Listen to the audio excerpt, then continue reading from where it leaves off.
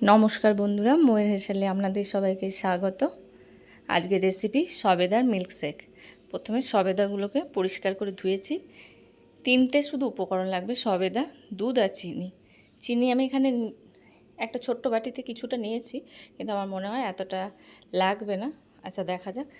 তো সবেদাটা প্রথমে খোসাটা ছাড়িয়ে নেব। সবেদাটা খুবই পাকা, তাই খোসাটা এরকমভাবে হাতে করেও ছাড়িয়ে নেওয়া যায়। ছুরি দিয়ে আমি ছাড়ানোর চেষ্টা করছি, যদিও খুবই পেকে গেছে সবেদাটা। এবার সবেদাটা কেটে যখন টুকরো টুকরো করব, তখন একটু দেখে নিতে হবে মিষ্টিটা কেমন আছে, সেরকমভাবে চিনিটা দিতে হবে।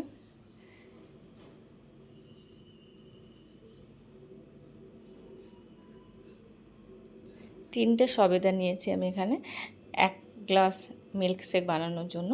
তবে সবেদার সাইজটা খুব একটা বড় নয়, ছোট। এরকমভাবে সব সবেদাগুলোই আমি খোসা ছাড়িয়ে এরকম পিস পিস করে নেব। আর এই যে কালো যে বীজটা, এটা বের করে দেব। তো এরকমভাবে আমি আরও যে বাকি দুটো আছে, এই দুটো ছাড়িয়ে নেব।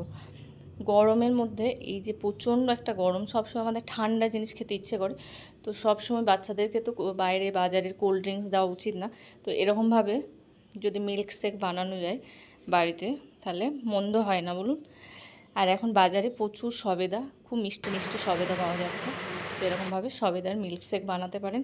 খুবই প্রোটিন, বাচ্চাদের পক্ষেও ভালো এবং খুব ঠান্ডা জিনিস, খেতেও ভালো লাগবে। তো প্রথমে একটা মিক্সিং জারে সবেদার টুকরোগুলোকে নিয়েছি। এবার খুব সামান্য চিনি নিয়েছি, দেখুন সবটা চিনি আমি দিইনি।